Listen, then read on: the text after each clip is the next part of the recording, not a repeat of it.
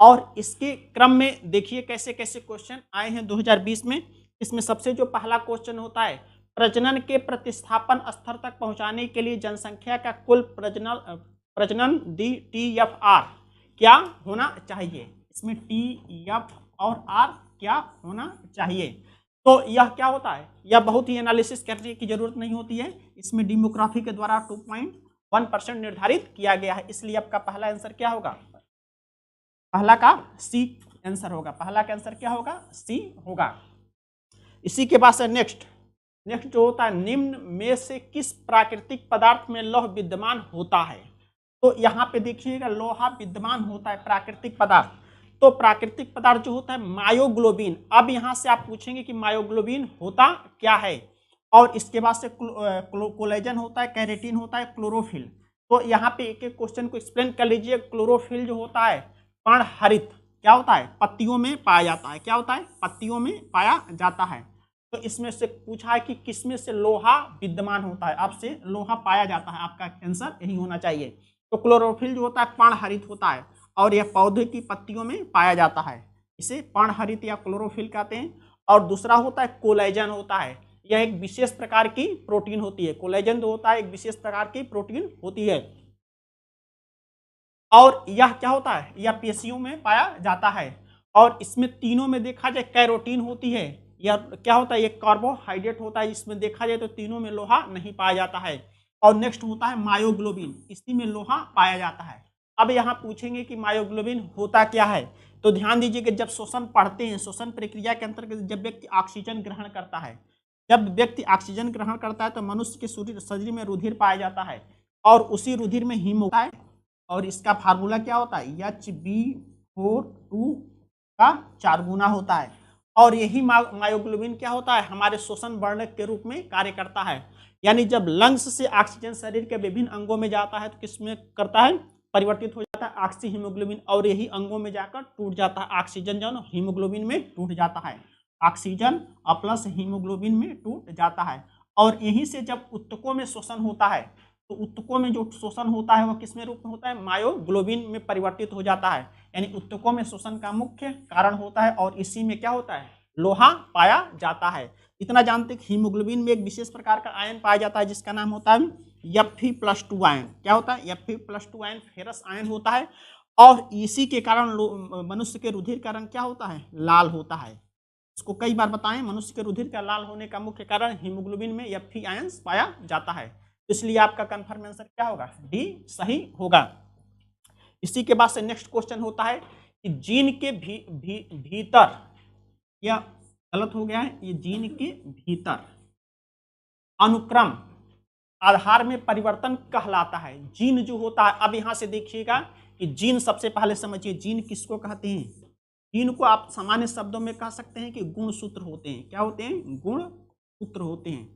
और इसी को इंग्लिश में क्रोमोसोम्स कहते हैं। और यह गुणसूत्र होते हैं किसके बने होते हैं, डीएनए के बने होते हैं, DNA plus RNA, RNA plus histone protein के बने होते हैं, हिस्टोन प्रोटीन के बने होते हैं, प्रोटीन के बने होते हैं। तो गुणसूत्र 3 चीजों से मिलकर बना होता है। तो इनमें परिवर्तन मुख्यतः किसमें होता है, और यही जो गुणसूत्र होते हैं हमारे पेरेंटल कैरेक्टरिस्टिक को अगली पीढ़ी में स्थानांतरित करने का कार्य करते हैं। तो इसमें जो मुख्यतः परिवर्तन होता है किसमें होता है, डीएनए में होता है। क्या होता है, डीएनए में होता है। तो आपका आंसर क्या होगा, यही उत्परिवर्तन किसमें मुख्यतः होता है, डीएनए। आपका आंसर क्या होगा, इसमें उत्परिवर्तन। और इसी उत्परिवर्तन के क्रम में देखा जाए तो डीएनए की एक बेसिक संरचना देखेंगे। डीएनए ऐसे एक द्विकुंडली संरचना होती है, और यहाँ से ऐसे एक निश्चित क्रम में इनकी संख्या होती है, और यही क्या होता है, डीएनए होते हैं। और इसी के बीच का जो क्रम होता है ऐसी स्फीयर होती है, और इसी में न्यूक्लियोटाइड लगे होते हैं। और इसके कारण इसमें परिवर्तन का जो मुख्य कारण होता है कि हमारी जो स्पीसीज होती है उनके कैरेक्टरिस्टिक में क्या होता है, परिवर्तन हो जाता है। तो सदैव ध्यान दीजिएगा कि संयोजन नहीं होता है, संयोजन नहीं होगा, प्रतिरूपण भी नहीं होगा, प्रजनन भी नहीं होगा। इसलिए आपका आंसर क्या होगा, उत्परिवर्तन। और उत्परिवर्तन को देने का श्रेय क्या है, किसको जाता है, ह्यूगो ड्रिबिज। क्या किसको जाता है, ह्यूगो ड्रिबिज ने इस सिद्धांत को दिया था। तो यह स्पष्ट हो गया होगा। लेकिन एक चीज सदैव ध्यान दीजिए, गुणसूत्र क्या होते हैं, डीएनए और आरएनए के बने होते हैं। लेकिन आप ये सब क्या होते हैं, यूकैरियोटिक प्राणियों में पाया जाता है। लेकिन जब प्रोकैरियोटिक में देखेंगे तो उसमें या तो डीएनए पाया जाता है अथवा आरएनए पाया जाता है, उसमें प्रोटीन नहीं पाई जाती है, वो सेल के अंतर्गत आता है। अब इसी के बाद से नेक्स्ट क्वेश्चन, फायर अलार्म में निम्नलिखित में से किसका उपयोग किया जाता है? फायर अलार्म का अभिप्राय होता है कि जो फायर ब्रिगेड की गाड़ियां होती हैं उसमें अलार्म में किसका उपयोग किया जाता है? फोटो सेल होता है। और यह फोटो सेल्स क्या होता है? फोटो इलेक्ट्रिक इफेक्ट पर आधारित होता है। किस पर आधारित होता है? फोटो इलेक्ट्रिक इफेक्ट पर आधारित होता है। तो अलार्म जो होता है या तो आपका आंसर पानी से नहीं होगा, सोलर सेल नहीं होता है, उपरोक्त में से कोई भी नहीं होता है। तो फोटो सेल्स जो होता है ये फोटो इलेक्ट्रिक इफेक्ट पर आधारित होता है। और इसका कमर्शियल ये फोटो सेल्स जो होते हैं, जैसे बैंक के लाकर होते हैं वहां पर फोटो इलेक्ट्रिक सेल्स लगाए जाते हैं। जैसे आप डोर होता है और डोर के कंडीशंस में यह फोटो इलेक्ट्रिक से प्रकाश के सिद्धांत पर आधारित होता है। और इस पर जब कोई भी प्रकाश पड़ता है तो यह सर्किट क्या हो जाती है? एक विशेष प्रकार की सर्किट होती है और यह पूरी हो जाती है और जिसके कारण क्या होता है? अलार्म बजने लगता है। तो यह फोटो इलेक्ट्रिक सेल पर आधारित घटना होती है। इसी के बाद से नेक्स्ट क्वेश्चन होता है, निम्नलिखित में से कौन सा बहुलक थर्मोप्लास्टिक नहीं होता है? तो इसमें थर्मोप्लास्टिक कौन सा होता है? टेफ्लॉन, पॉलीस्टीरीन और पॉलीथीन और नियोप्रोपीन। तो इसमें आपका आंसर होगा थर्मोप्लास्टिक की सबसे पहले विशेषता देखिए, थर्मोप्लास्टिक किसे कहते हैं? सबसे पहले थर्मोप्लास्टिक का अभिप्राय होता है कि यदि ताप बढ़ता है, थर्मोप्लास्टिक की विशेषता होती है, ताप बढ़ता है तो थर्मोप्लास्टिक क्या होते हैं? मुलायम हो जाते हैं। क्या हो जाते हैं? मुलायम हो जाते हैं, मुलायम एवं लचीले हो जाते हैं, एवं लचीले हो जाते हैं। लेकिन जैसे ही तापमान घटता है, जैसे ही तापमान घटता है किसमें परिवर्तित? ठोस की अवस्था में परिवर्तित होने लगते हैं। तो इसका यह अभिप्राय होता है, इसमें थर्मोप्लास्टिक नहीं होता है। इसमें थर्मोप्लास्टिक जो होते हैं इसकी विशेष गुण होता है। और इसमें आपका आंसर हो जाएगा नियोप्रोपीन। क्या होगा? नियोप्रोपीन आपका आंसर सही होगा। तो इसी के बाद से नेक्स्ट क्वेश्चन, मानव शरीर में प्रोटीन का पाचन, मानव शरीर में प्रोटीन का पाचन, घुलनशील अणुओं को घुलनशील अणुओं में बदलने की प्रक्रिया को क्या कहते हैं? पाचन कहते हैं। और मनुष्य में पाचन की क्रिया, यहाँ आप जब देखेंगे कि मनुष्य में पाचन की क्रिया कहाँ से प्रारंभ होती है, तो ऐसे एक विशेष संरचना होती है मनुष्य के संदर्भ में। और यहाँ से पाचन के क्रम में आप सीधे पढ़ेंगे, जब इसको आप यहाँ से एक्सप्लेन करेंगे तो यही क्या होती है? मनुष्य की पाचन नली होती है। और यहीं से क्या होता है? आमाशय होता है। क्या होता है? आमाशय।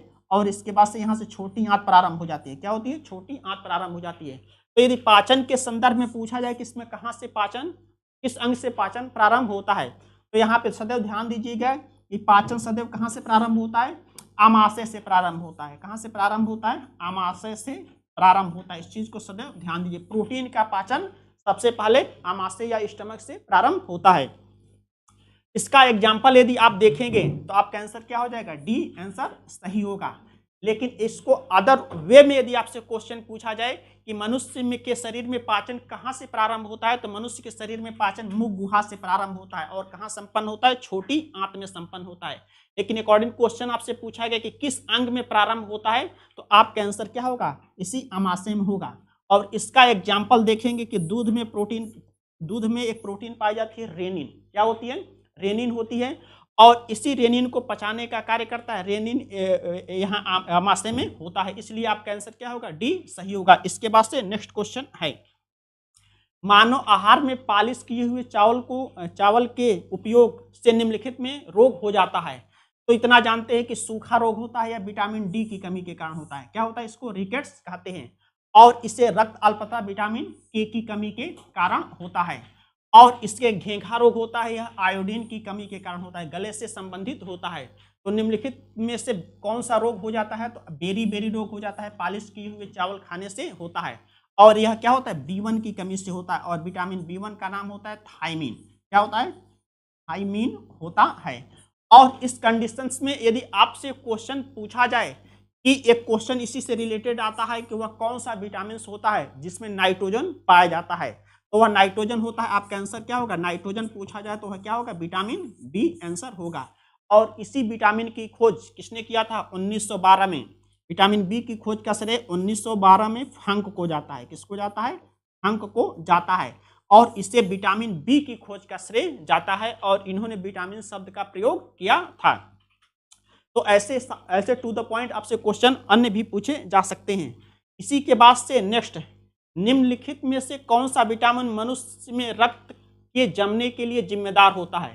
Vitamin A, vitamin E, vitamin के और विटामिन सी होता है। तो विटामिन जो ए होता है यह आंख में रतौंधी रोग के लिए, नाइट ब्लाइंडनेस के लिए उत्तरदायी होता है। और विटामिन ई हो जाता है टोकोफेरॉल होता है, इसका रासायनिक नाम होता है टोकोफेरॉल, या फर्टिलिटी के लिए उत्तरदायी होता है। और विटामिन के होता है, इसे रक्तस्राव रोधी कहते हैं। विटामिन के को क्या कहते हैं? रक्तस्राव रोधी कहते हैं। इसलिए आपका आंसर क्या होगा? सी सही होगा। और इसके क्रम में देखेंगे कि रक्त की यदि बात की जाए तो रक्त में एक विशेष प्रकार की, दो प्रकार की प्रोटीन होती है। रुधिर में क्या होती है? फाइब्रिन और फाइब्रिनोजन होता है। और यही जब फाइब्रिन प्रोटीन क्या होती है? फाइब्रिन प्रोटीन होती है तो यह क्या होता है कि थ्रोम्बिन में परिवर्तित हो जाती है, जिसके कारण क्या होता है? रुधिर में थक्का जम जाता है। तो जब भी रक्त जमने के कंडीशंस पूछा जाए, रक्त जमने के कौन कौन से कारण होते हैं, तो इसके लिए एक बहुत व्यापक समीकरण होता है, लेकिन इसको मैं शॉर्ट में बता दे रहा हूं कि रक्त में एक प्रकार का आयन होता है जिसका नाम होता है कैल्शियम आयन होता है। क्या होता है? कैल्शियम आयन होता है। यह रक्त को थक्का जमने में सहायक होता है। और इसी के बाद से होता है दूसरा जो होता है विटामिन के होता है। दूसरा क्या होता है? विटामिन के होता है। विटामिन के होता है, यह भी रक्त को थक्का जमने में सहायक होता है। और तीसरा पॉइंट होता है कारक होता है। कारक होता है, कारक इसको इंग्लिश में फैक्टर कहते हैं। और कारक 8 होता है। क्या होता है? कारक 8। तो इसलिए आपसे टू द पॉइंट अलग अलग रूपों में इसी क्वेश्चन को पूछा जा सकता है। जब पूछा जाए कि वह कौन सा आयन होता है जो रुधिर को थक्का जमने में सहायता करने का कार्य करता है, तब आपका आंसर क्या होगा? कैल्शियम आयन हो जाएगा। लेकिन जब पूछा जाए कि वह कौन सा विटामिन होता है जो रुधिर को थक्का जमने में सहायता करने का कार्य करता है, तब आपका आंसर क्या होगा? विटामिन के हो जाएगा। और यदि इसी से पूछा जाए कि वह कौन सा आयन होता है, कौन सा कारक होता है जो रुधिर को थक्का जमने में सहायता करने का कार्य होता है, कारक 8 होता है। इसको रोमन डिजिट के द्वारा प्रदर्शित किया जाता है। तो इस प्रकार से सारे क्वेश्चन, सारे ऑप्शन को एक्सप्लेन मैंने बता दिया। अब इसी के बाद से नेक्स्ट क्वेश्चन होता है कि मानव मस्तिष्क के बारे में कथनों पर विचार कीजिए। मानव मस्तिष्क हृदय गति को नियंत्रित रखने के लिए उत्तरदायी होता है या शरीर के संतुलन के लिए भी उत्तरदायी होता है?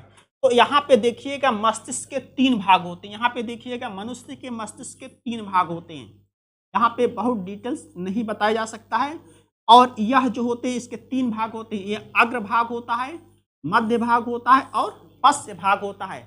और इन तीनों भागों में क्या होता है? बहुत सारे ऑर्गन्स पाए जाते हैं। इन तीनों भागों में बहुत सारे ऑर्गन्स पाए जाते हैं।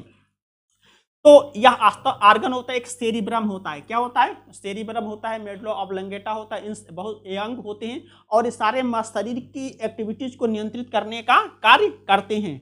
तो इस प्रकार से जो मानव का मस्तिष्क होता है हृदय को नियंत्रित करने का, हृदय को नियंत्रित रखने के लिए उत्तरदायी होता है। यह क्वेश्चन सही होता है। क्या होती है? यह क्वेश्चन सही होता है।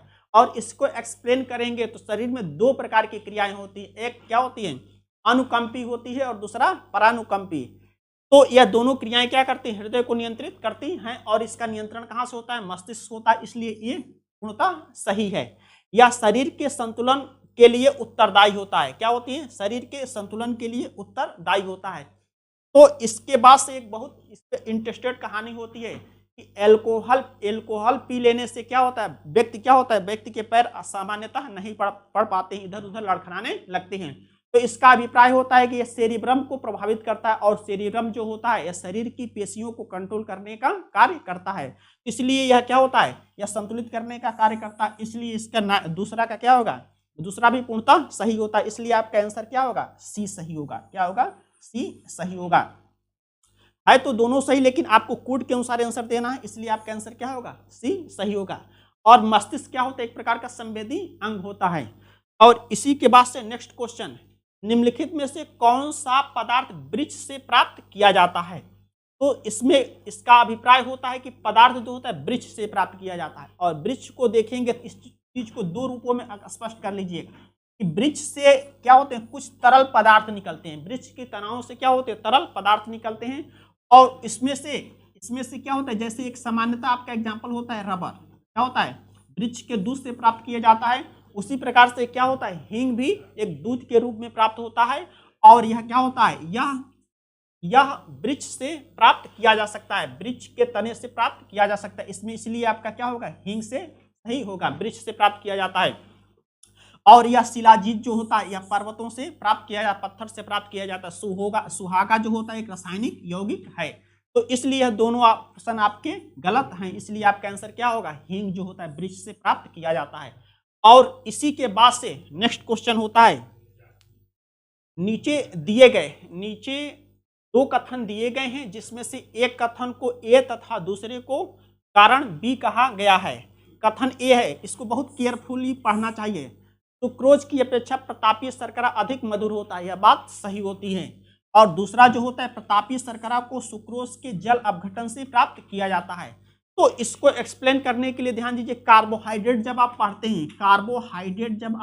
हैं, हाइड्रेट पढ़ते हैं तो उसमें 3 प्रकार की होती है, एक मोनोसेक्राइड होती है और दूसरा डाइसेक्राइड होती है, तीसरा पॉलीसेक्राइड होती है। इसी को ऑलिगोसेक्राइड्स भी कहते हैं।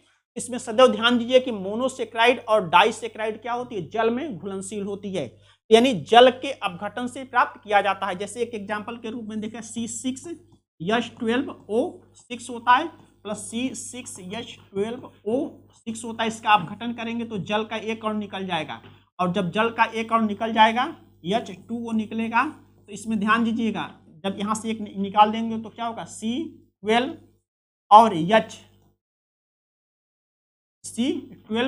H11 ऐसे कंडीशंस बनेगी। इस प्रकार से यह जल के अपघटन से प्राप्त किया जाता है।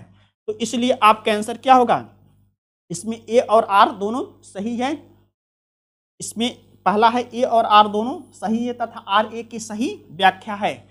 और इसमें दूसरा ऑप्शन होता है ए और आर दोनों सही है परंतु ए की व्याख्या सही नहीं है।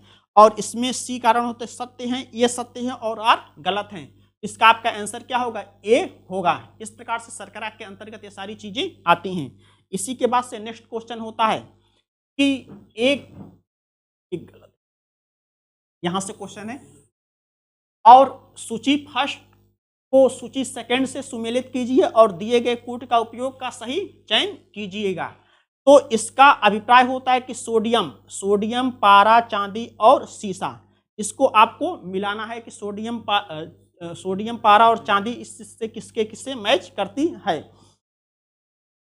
तो यह जो आपका आंसर है कि जो सोडियम होता है यह क्या होता है, आसानी से चाकू से काटा जा सकता है, सोडियम को आसानी से चाकू से काटा जा सकता है। और इसी के बाद से जो पारा होता है यह कमरे के ताप पर क्या होती है, लिक्विड अवस्था में पाई जाती है। पारा जो होता है कमरे के ताप पर लिक्विड अवस्था में पाई जाती है। और इसी के बाद से चांदी जो होती है क्या विद्युत का अच्छा सुचालक होता है, चांदी जो होती है विद्युत का अच्छा सुचालक होता है। और सीसा जो होती है उष्मा का कुचालक होता है, लेड जो होता है उष्मा का कुचालक होता है। इसलिए आपका आंसर क्या होगा, इसका पहला का 4 और पहला का 4 है कहीं, 4, 2, 1 और 3 आंसर होगा। इसलिए आपका आंसर क्या होगा, सी सही होगा। तो यह इसके कंडीशन से जब मेटलर्जी को यहाँ पे पढ़ेंगे तो सोडियम के सारे कंपोनेंट्स को एक्सप्लेन किया जाएगा। और ये जो सीसा होती है यहाँ सामान्यतः एक क्वेश्चन को देखकर आप इस क्वेश्चन को सॉल्व कर सकते हैं। यह बहुत ही फेमस होता है। पारा जो होता है रूम टेम्परेचर क्या होता है, लिक्विड अवस्था में पाया जाता है।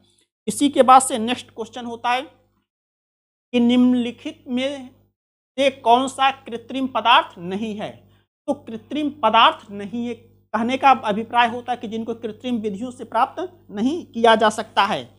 तो इतना जानते हैं कि पहला ऑप्शन होता है फाइब्रिन। क्या होता है, फाइब्रिन। और फाइब्रिन स्पाइडर का नाम सुने हैं, मकड़ी, और यह मकड़ी से प्राप्त होता है और मकड़ी इसी से जाला बनाने का कार्य करती है, ऐसे जाला बनाने का कार्य करती है।